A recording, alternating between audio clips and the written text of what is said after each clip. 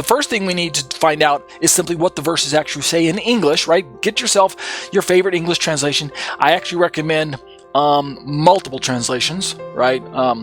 And in this particular exercise, a full treatment of the Hebrew and the Greek is beyond the scope of this present study, although I am going to attempt to offer some Hebrew-Greek insights for isolated words from time to time. So what you want to do, in my recommendation, when you're looking through passages, get them all together.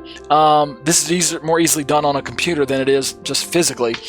Find some type of software or a website that allows you to peruse through parallel versions of different Bible translations. This way you can kind of get an idea and run the gamut from what we might call dynamic equivalents, which are kind of paraphrases, to more literal translations, where the translator tries to stick kind of word for word according to the word order of the Greek or the Hebrew or whatever language you're looking at.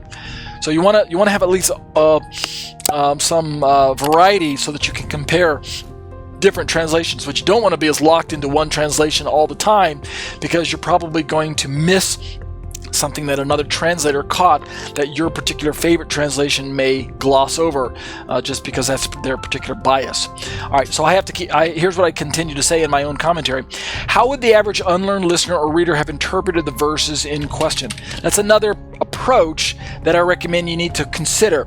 When you're reading through the Bible, not every one of us is a theologian. We're not all trained to be able to look at the Hebrew, the Aramaic, or the Greek and be able to spot all these nuances.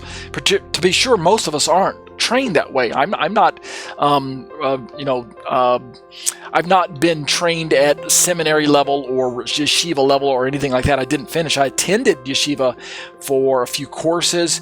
I had to drop out due to my commitments to the Army at the time.